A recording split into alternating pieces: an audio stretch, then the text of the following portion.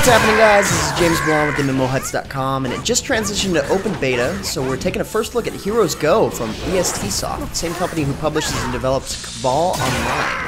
HeroesGo is a 3D action MMO dungeon crawler similar to Elsword, Dragon's Nest, or kind of a relaxed version of Darkblood Online, which is now closed down, but I actually heard it was being revived. Anyway, that's besides the point, but like I said, HeroesGo recently transitioned to open beta, so I'll spend some time talking about the game's features, likes, and dislikes, while we take a look at some of the gameplay. Okay, so the best place to start is the character selection and customization screen. The game offers 4 classes, and unfortunately they are gender specific. Probably for story purposes, because as you can see as we get more into the gameplay, no matter what class you choose, you'll end up figuratively fighting alongside the other 3 classes. Well, minus the mage.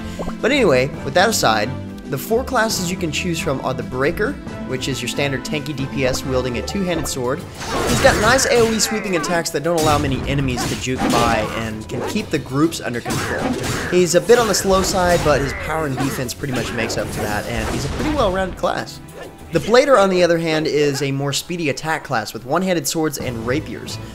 He's not really the best against large groups of enemies like the Breaker, and he's a lot more squishy, but as fast as he can attack, he can really rack up some of the combos pretty well if you kite your enemies just right. Now, I'd have to say the Gunslinger is one of the harder classes to play, despite it indicating the difficulty is normal. She has great range and speed, but her combos are difficult to pull off, and I'm not talking about the button combination, I'm talking about how to use them effectively. It seems like it took the longest to complete the dungeons with the Gunslinger, because not only are most of her attacks based around a line of targets, a specific line of targets, if you missed it, it can be a little bit difficult to recover quickly, so you sort of have to single out enemies pretty often. It is cool though, she does use handguns and a whip. Now the Mage, according to the game, is supposed to be the hardest class to play, probably because of the lack of defense, but honestly, I feel that she was the easiest based around her abilities. She's got some of the best AoE attacks, and she by far has the best combo. You can definitely tell that she has the highest amount of damage out of all of the classes. So when selecting your class, you see over here on the left, it gives you a bit of the lore about the character, ways to use the class, equipments and major level up stats, and it gives you a nice preview of the comboed skills that you progress towards in the game. Now, I'm not gonna lie, they all look pretty cool. So you see here that each one of the classes branches off into 2 separate promotions with unique weapon changes and abilities based around what playstyle you like later on in the game. I want to say it's like level 15 or so, but you can choose from 2 unique classes and kind of take a path you choose, and that's a nice feature in the game.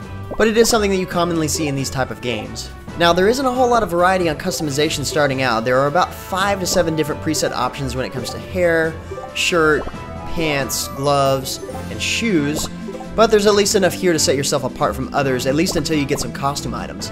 I have to say I like the background and the look of the screen here, and if you watch, it's got this creepy spirit looking thing that appears off in the distance. It's actually pretty cool. But you can't zoom in on your character. What's up with that? It'd be nice to be able to zoom with the scroll wheel and rotate with the mouse instead of using this here, and I kind of wish this was on the previous screen so you didn't really have to go back and forth.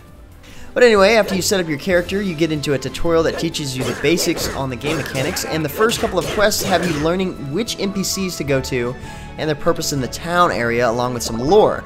I do have to say, for those of you who like lore, there's plenty of it to read in this game. The nice thing is that it teaches you everything you need to know in the game really quickly, and it also teaches you other system explanations like the auction house and things like that, and it's done so in the form of quests, but they're broken up and added in as quests after you've played about 4 or 5 dungeons. So it's there, but it's not bombarding. The stage selection area is nice looking. It's very straightforward. It sort of has like a minefield to it. I don't know. But you can teleport to the area where the specific zone interests are, or you can sort of browse around and check out the merchants that are here. The dungeons are level based, and after you complete a dungeon, you can go back and run it again for a small amount of XP. It's not really good for farming. The level of difficulty remains the same, so it's probably not very often that you'll be repeating too many dungeons in this game. As far as the controls go, you use the arrow keys to move up, down, left, and right, and you can dash with Z and jump with C. Plus, you can combine the 2 into a dash jump. The controls are actually similar to Elsword, but X is your primary attack button, and it doesn't consume mana, and each of your classes uses X, X, X, X, I think it's 4 X's, as a skill combination, as well as a dash combo, which is a different combo altogether. It's actually an entirely different ability. Same goes with the jump combination. The A key is a dodge or evasive maneuver, but over time and leveling, it too can function as an attack.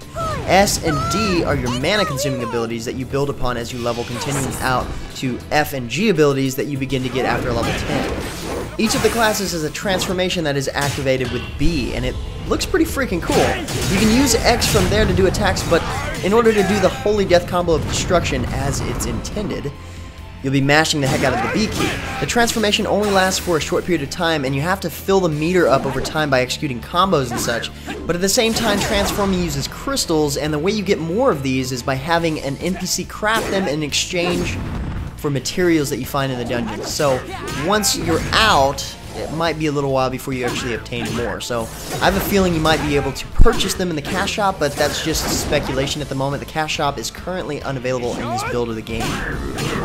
Just hope they're not.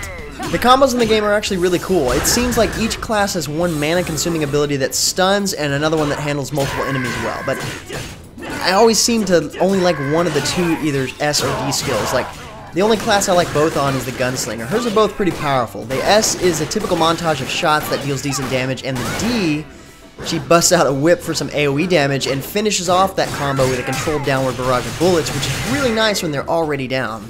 So one of the nicest parts of the game is that it's very easy to figure out the right combinations of attacks to take out the enemies. The strategy, for example, when playing as the Gunslinger, the best move to keep her dealing damage and at the same time keep her safe from oncoming attacks, because she's pretty squishy, is to use her jump combo. It seems to be overall more effective than her primary because it has a wider spread and it seems to deal more damage. With her primary attack, it's very narrow and it's very easy to miss your enemies, whereas with the jump combo, you can pretty much gather them up together and do a lot of damage.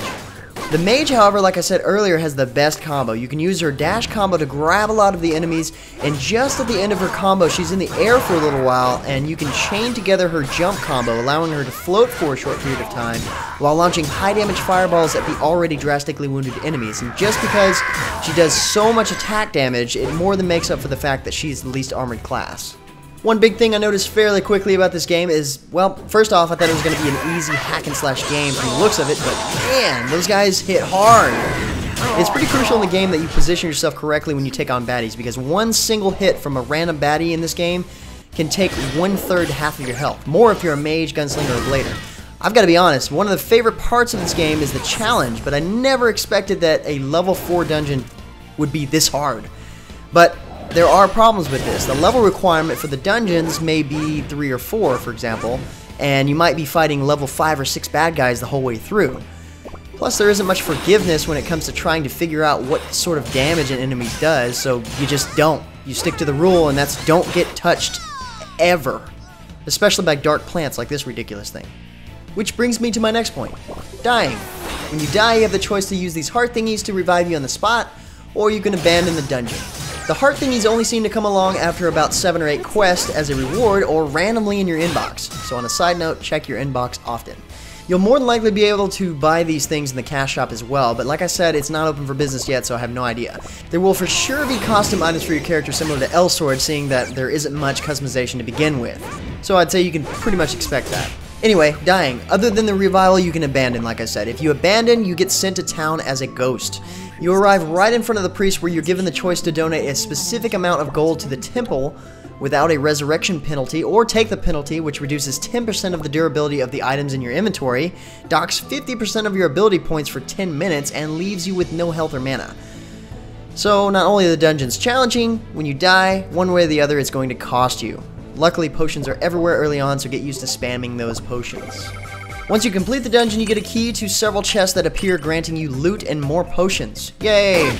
So, I can't tell if the amount of chests you choose from or the rarity of the items in the chest are based around your ranking in the dungeon, because despite how hard it may have been, how long it seemed to take, or how many times I died, if I completed a dungeon, I got S's across the board. It's kinda strange. And that's pretty much the gist of HeroesGo. Overall, I can't deny the game is addicting, mainly because I favor these type of MMOs, and this one is particularly challenging, and the combos are actually satisfying. It appears to be in early stages of development despite it's in open beta, but beta is beta.